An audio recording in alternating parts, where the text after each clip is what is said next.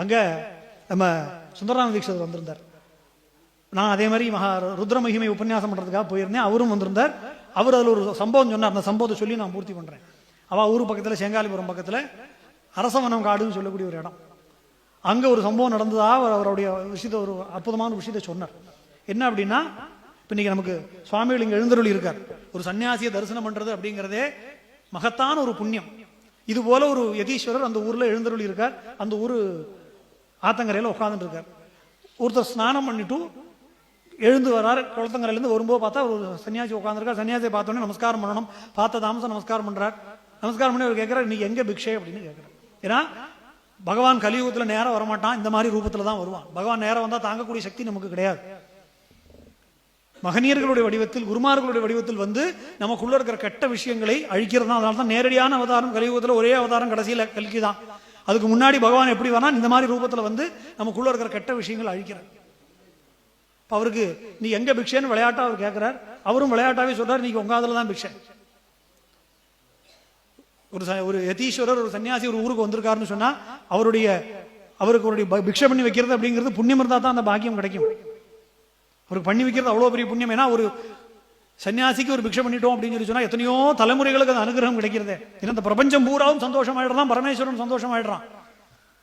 அவர்களுக்கு ஒரு கவலம் உணவு நம்ம கொடுத்தோம்னா பரமேஸ்வரன் சந்தோஷமாயிடுறான். அதனால அவர் சொல்றாரு, எங்காத்துக்கே உங்காத்திலே சொல்லணுன்னே ஒரு பரம சந்தோஷம், நான் போய் எங்கள் ஆத்துக்காரிட்டு சொல்றேன், எல்லாம் ஏற்பாடு பண்றேன் அப்படின்னு சொல்லி இன்னைக்கு அவர் பிக்ஷை பண்ணது வர, நீ போய் எல்லாம் ஏற்பாடு பண்ணு, நான் பின்னாடி வரேங்கிறார். மனைவி இடத்துல சொல்றார், மனைவி எல்லாம் சமைக்கணுங்கிறதுக்காக ஏற்பாடு பண்றான். அந்த காலத்தில் லைட் ஒன்றும் கிடையாது, இந்த மாதிரி கரண்ட் கிடையாது. கிராமத்து வீடு, அக்ராரத்து வீடு எல்லாம் இருளோன்னு தான் இருக்கும். ஸ்டோர் ரூம் எல்லாம் பார்த்தெல்லாம் எல்லா ஜந்துக்களும் இருக்கும். அதோடய நம்ம வாழ்ந்துன்னு தான் இருந்தோம். அந்த அம்மா என்ன பண்றா, பாதி சமையல் ஆயிருக்கு, ஏதோ எடுக்கணுங்கிறதுக்காக உள்ள போயிருக்கா. உள்ள போய் ஒரு பாத்திரத்துக்குள்ளே நெத்தி எடுக்கணும், கையை விட்டுருக்கா. உள்ள ஒரு கருநாகம் இருந்திருக்கு, கையில போட்டு கொடுத்து மயங்கி விழுந்துட்டா. போய் ரொம்ப நேரமா ஆளை காணமே, மனைவியை சமையல் பண்ண போனாலே ஆளை காணமே. இவரும் தேடி தேடி பார்க்குறாரு, கூப்பிட்டு பார்க்குறாரு, பதில் வரல. அங்கே உள்ள போய் கடைசியில் எல்லா இடமும் தேடி தேடி தேடி தேடி பார்த்து கடைசியில் பார்த்தா வாயில நுறதப்ப அந்த அம்மா கீழே படுத்துட்டு இருக்கா. பிராணம் போயிடுது. தொட்டு பார்த்தா தெரிஞ்சு போயிடுது, பிராணம் எடுத்து உடம்பு நீளம் பாரிச்சிருக்கு.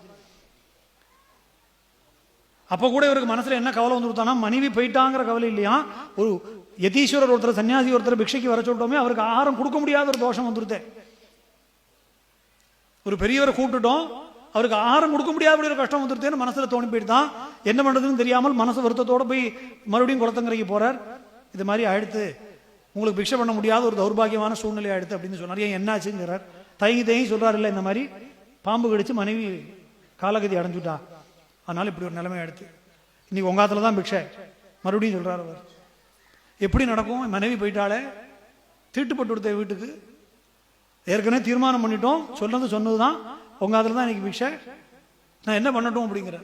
நேரா போ, ஒரு கலசத்தை எடு, கலச ஸ்தாபனம் பண்ணு, உங்க ஊர்ல இருக்கிற வைதிகாலெல்லாம் கூப்பிடு, ஸ்ரீருத்ரன் அதில் ஆவாகனம் பண்ணு, ஒரே ஒரு ஆவர்த்தி ருத்ரபாராயணம் பண்ணுங்க, பண்ணி வைங்க, நான் வரேன் அப்படின்ட்டு. என்ன பண்றதுன்னு தெரியல. மனைவியான இப்படி இருக்கா, இதுல போய் ஒரு பூஜை பண்ண சொல்றாரு, சாவு வீடா எடுத்து தீட்டு வந்துருது, என்ன பண்றதுன்னு தெரியல. நம்ம சொல்லும் போது அவர் சொன்னார் அன்னைக்கு அழகா, இதே வார்த்தை சொல்லும் போது நம்ம சுலபமா சொல்லிடுறோம் மைக்கில். அவர் எந்த நிலைமையில இருந்திருப்பாருன்னு யோசிச்சு பாருங்க. மனைவி இறந்துருக்கா, இவர் ஆனா சம்மந்தம் இல்லாம போய் ருத்ரபாராயணம் பண்ணுகிறார். சரி அவர் சொல்லிட்டார், வேற வழி இல்லை. உடனே போனார், எல்லாரையும் கூட்டின்னு வந்தார். விஷயத்தை ஒன்றும் சொல்லலை, ஒரு ருத்ரபாராயணத்தை பண்ணுங்க, ஒரு கலசத்தை வச்சா ஒரே ஆவர்த்தி ருத்ரபாராயணம். கரெக்டாக இதை முடிக்கவும் நிறுத்தி நிதானமா அழகா சொன்னா, அதையும் சொல்லணுமே. ஏன்னா சொல்றபடி சொன்னா தான் அதுக்குண்டான பலன் முழுமையாக கிடைக்கும். அதனால தான் இவர் 11 நாளைக்கு வச்சிருக்கா. இப்போ இல்லைன்னா ஏகதின மகாருத்ரமா வைக்கலாமே,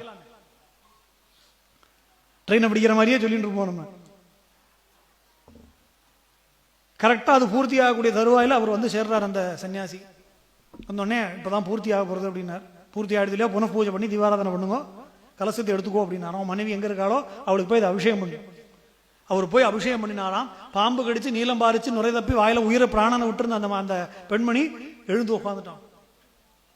எழுந்து உட்காந்து சமையல் எங்கேருந்து விட்டாலும் அங்கேருந்து மறுபடியும் சமையலை பூர்த்தி பண்ணி அவருக்கு விஷயம் பண்ணி வச்சான்னு சொல்லி அவர் சொன்னார். அன்னைக்கு இந்த நிஜமா நடந்தது. யாரு பண்ணா வந்தாலும் அந்த யதீஸ்வரரோட சமாதி இன்னைக்கு மரசவனங்காடுங்கிற இடத்துல இருக்கு. அவ யாரு சமையல் பண்ணி போட்டாலோ அவ குடும்பமும் இன்னைக்கு இருக்கு அப்படின்னு. இப்ப ஸ்ரீருத்ரத்துடைய மகிமை முறையாக விசுவாசத்தோடு கிரமமான ஒரு சிவாராதனம், ஒரு இறந்து போன ஒருத்தரையே ஒரு உயிரோட திருப்பி மறுபடியும் கொண்டு வர முடியும்னா வேற என்னதான் தராதுன்னு தான் நம்ம கேட்கணும். அதனால அப்பேற்பட்ட ஒரு பாக்கியம் நமக்கு கிடைச்சிருக்கு. அந்த சிவனை, அந்த பரமேஸ்வரனை, அந்த மகாதேவனை ஆராதிக்கக்கூடிய ஒரு பாக்கியம் நமக்கெல்லாம் கிடைச்சிருக்கு.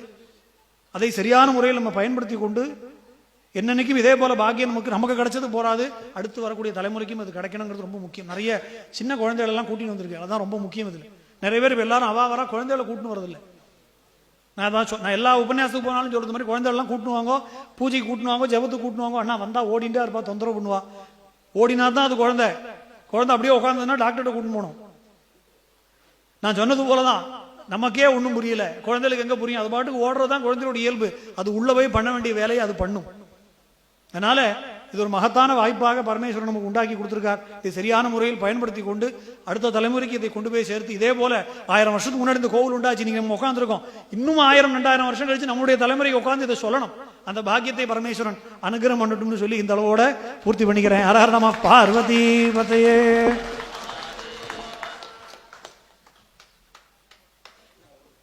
நமது அண்ணா சாஸ்தா வியாசர் டாக்டர் அரவிந்த் சுப்பிரமணியம் அவர்களுக்கு சுவாமிகள் முன்னிலையில் கௌரவிக்கப்படுகிறது. அண்ணா ரொம்ப சந்தோஷம்.